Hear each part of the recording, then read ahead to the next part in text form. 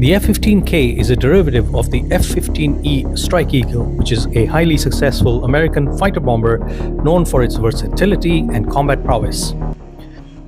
Incidentally, the K designation is specifically for the South Korean variant, and the nickname of SLAM Eagle being earned because of its ability to carry and launch the SLAM ER, or the Strategic Land Attack Missile ER version, thus giving the F-15K its long-range strike capability.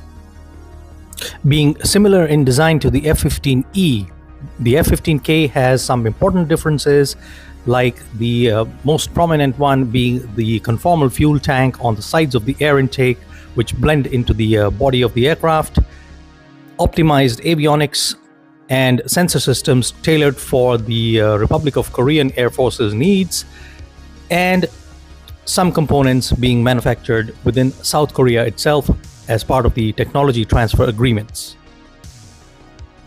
The F-15K made its first maiden flight in 2005.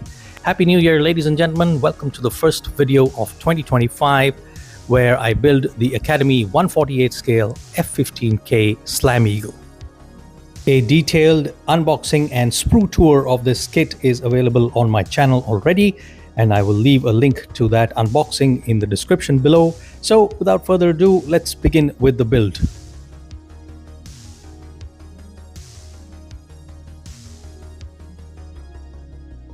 So the construction begins with the cutting off of the seat parts from the sprues. You can see that there is hardly any flash except the little bit that is left by cutting the parts of the sprues.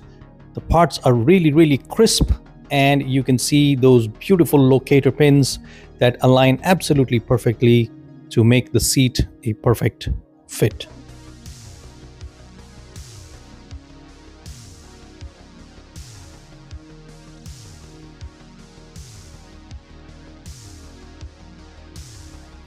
Once both the front and the rear seats were assembled, I then began the assembly of the floor, and as you can see, I am drilling out some holes as per the instructions there.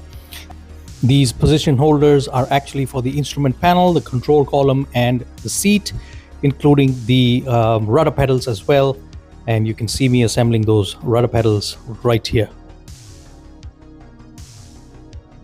The entire cockpit floor then assembles over this block, which is actually the housing for the nose gear undercarriage, and you can see the build has turned out really beautiful.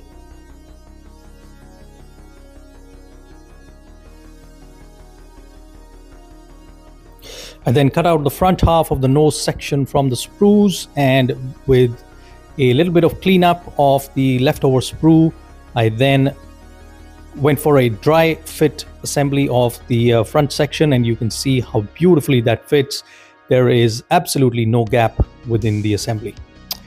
I then painted the cockpit floor, the seats, etc. black, and used this set of acrylic markers to start detailing the switches, and there were numerous switches inside the F-15K cockpit. Because this is an acrylic paint, it is going to dry up very quickly and is going to give a very nice look to the overall cockpit. As you can see, I'm using a yellow and a red one here as well, and they really helped make the painting significantly easier than with a paintbrush. The instrument panel was also painted black, and then I used the white acrylic marker to detail those switches around the multifunction displays.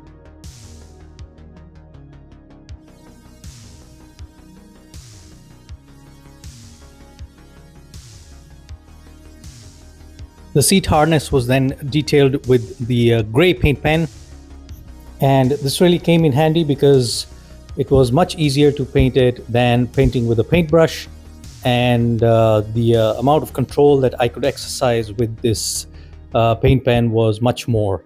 And here you can see how easy it was to paint that little detail of the ejection handle and the side details on the seats because of the availability of this yellow paint pen. There's a very nice set of detailed multifunction display decals that are included with the kit, and as you can see, they make the instrument panel look the part.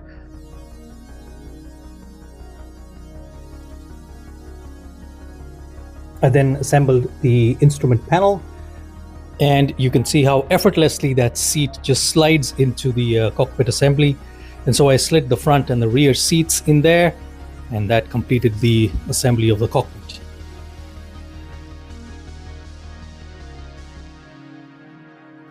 And here you can see how beautiful that entire cockpit assembly has turned out.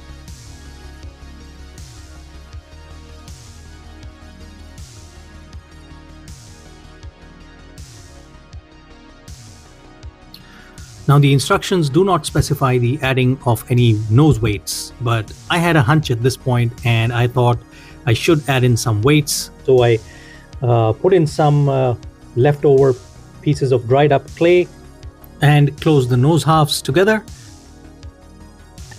And then I slid the cockpit floor section, and you can see how effortlessly it just goes into the nose section there and fits in right in its spot. Absolutely magnificent fit. I then cut out the pilots.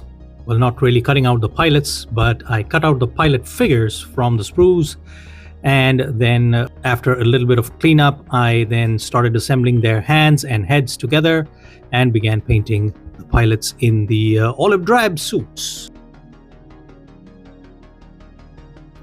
The General Electric turbofan engine blades were then sprayed with silver, and once that had dried up, I added some black oil paint into the crevices, and then used mineral spirits to spread that black paint all around the circumference of the turbofan engine, giving it the much required depth. The assembly of the main jet exhausts was pretty simple, just the two parts that assembled together, and you can see through it. At one end of that, I fitted the turbofan engine blades, and this entire assembly was then glued together. And then I moved on to the assembly of the top and bottom center fuselage halves, and I cut them off the sprues and began assembling them. Now, the engine exhausts basically go inside like so, and you could see here that there is a little bit of play within this plastic, and this would definitely be a source of headache. And I thought that, you know, it needs to be given some strength because it definitely needs to support the entire structure inside like so. So what I did was I simply cut out a piece of plastic from an old credit card and attached it, or rather glued it, with cyanoacrylate glue, which is Fevikwik, so that the glued assembly then gives the entire air intake assembly some strength there and prevents it from breaking due to any undue pressure.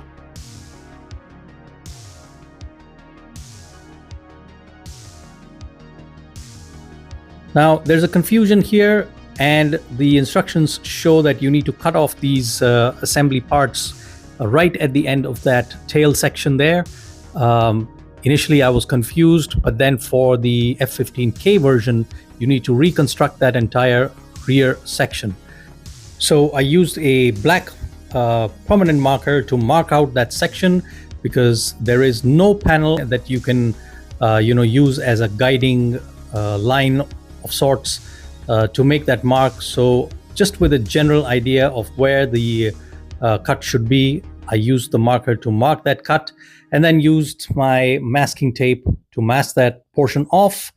And then with my handy dandy electric saw, I began cutting out that part.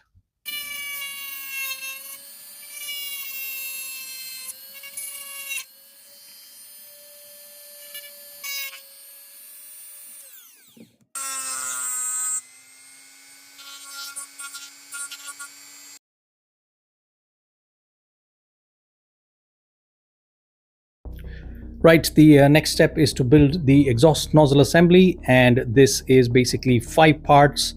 And as you can see, you need to cut out that center sprue I then painted the exhaust nozzles white and then assembled all the parts together to form this entire exhaust assembly, as you can see here. And look at that detail inside the exhaust. Splendid.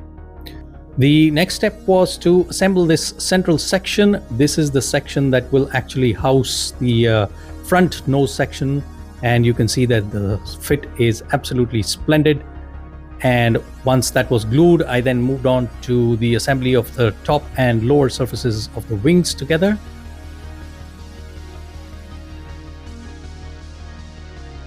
And finally, with the wings glued up, I then attached the wings to the central fuselage section.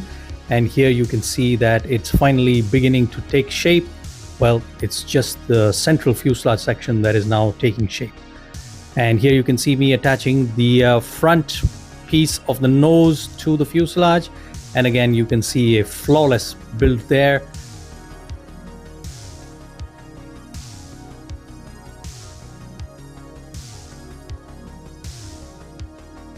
The air intake assembly is also in two parts, and again the same problem of strengthening of those two parts. So I added this little piece of credit card within the two joining sections. Now the K SLAM EAGLE calls for the attachment of these two VHF antennae on the underside of the nose. So you need to cut out the antennae that are already present. And here you can see the air intake assembly just sliding in flawlessly and giving a nice fit there. And then the top section of the air intake as well fits very nicely, although it doesn't have a locator pin, but then it just slides into its place. And look at that dorsal air brake assembly, absolutely gapless and smooth fit. Then I moved on to the assembly of the weapons, and here you can see me assembling the lantern pod. This has a movable head, and that's a very nice touch to the weapon assembly. Here you can see me assembling the lightning or lightning pod, depending on the way you want to pronounce it. Just a little bit of cleanup was needed on those leftover sprues.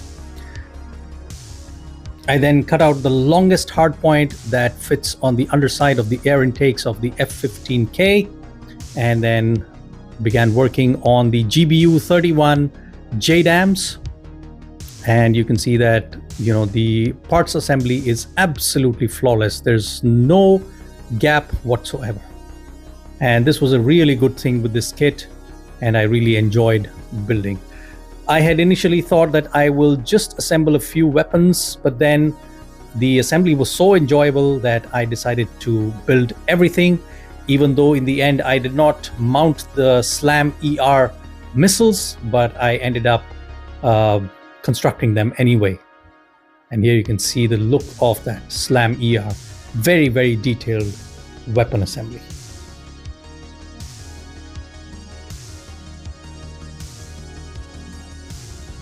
I then began cutting out the bomb placeholders from the sprues, lots and lots of them, that assemble on the underside of the hardpoint.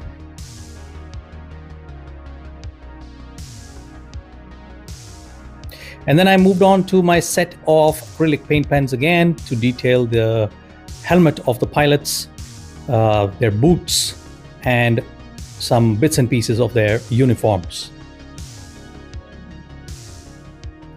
And then came the distinguishing feature of the F-15K SLAM EAGLE, which is the conformal fuel tank that fits on top of the air intake assembly. And here you can see me doing that. And then I finally moved on to the filling of the seam line. Here you can see one right along the nose, here along the air intake top part assembly, here along the conformal fuel tank assembly, the wing root assembly. Here on the left side, of course, the fit was much better, but on the right side, there was a big gap that had to be filled with filler, and similar filler filling was required out here in the rear section of the aircraft. If I move to the underside, then you can see a lot of filling that was required here at the center join of the nose section to the fuselage, then the air intakes with the fuselage, then the conformal fuel tanks, then here in the exhaust section as well. lots and lots of filling required nearly all around the aircraft. So that is one big bugger that I had to deal with during the assembly phase. Here you can see a huge gap in the assembly of the conformal fuel tank, and that required a lot of filling as well. And honestly, in my opinion, this is one part of the assembly that I really did not enjoy in this particular kit. Right then, I moved on to the cleanup of the nasty seam line right along the center of the canopy and the windshield, and I've done a complete video on how I took care of that seam line. So if you want to have a look at that detailed video, there's a link to that video in the description below. Hop over to see that.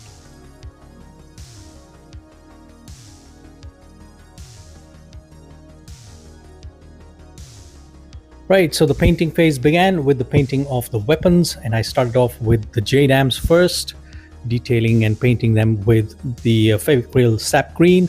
And then I moved on to the main body of the aircraft. After priming in Bosnian gray primer, I then used a mix of white and black Fevicryl acrylic colors and began spraying it along over the entire body of the aircraft. It's a single color scheme, so that was good. I could paint the entire aircraft in one single sitting. That is, the top in one sitting and the bottom after the top dried up in the other sitting. So it was easy, and there's not much detailing required here because of the kind of paint. There's not much weathering. The South Korean F-15Ks are pretty clean and pristine. And of course, once the paint had dried up, I began removing the masking from the edges of the JDAMs, the bombs, the air-to-air missiles, etc.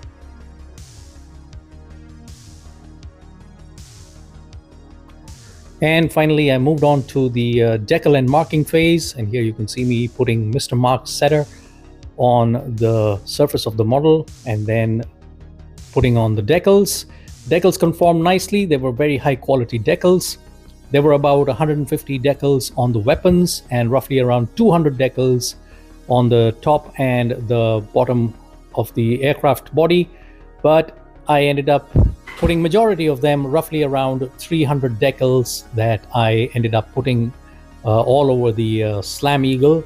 I just left out 50 of them, which were really small, wouldn't have made a difference. They wouldn't be visible anyways on this dark paint scheme. And lastly, I began assembling the weapons on their respective hard points. You can see me assembling the 6 GBU 12 or maybe 13 JDAM bombs on the outer hard points, on the air intakes, the 690 gallon drop tanks. I had previously already attached the air-to-air missiles on the drop tanks, and this was followed by assembling the GBU 31 on the under air intake hard points. Once all the weapons were attached, I then went on to put the undercarriage assembly, and once the undercarriage assembly was done, the last step that remained was to attach the vertical stabilizers and the dorsal air brake.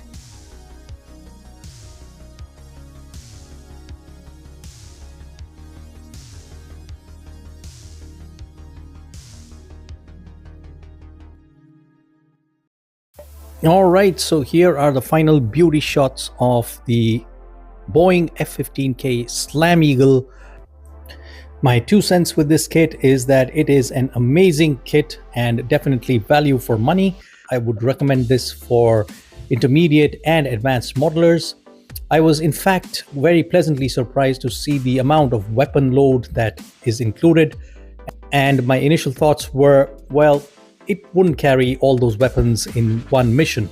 But then when I saw pictures online and the videos as well, it actually came to me as a shocker that the F-15K SLAM EAGLE could actually carry all that weapon load in one single mission, which means 6 JDAMs, 2 GBU-31s, laser-guided bombs, the air-to-air missiles, and also the various pods and fuel tanks, and it really came as a surprise. So it's a good thing that this kit included all those weapon loads. As far as the kit goes, it's a really daunting kit. It initially starts off with very simple assembly, and then as you get into building the airframe and then the paint scheme, etc., you know, the kit becomes more and more daunting. And then with about 350 decals to be placed on the weapons and all along the body of the aircraft, the build just keeps presenting itself as a more and more challenging kit.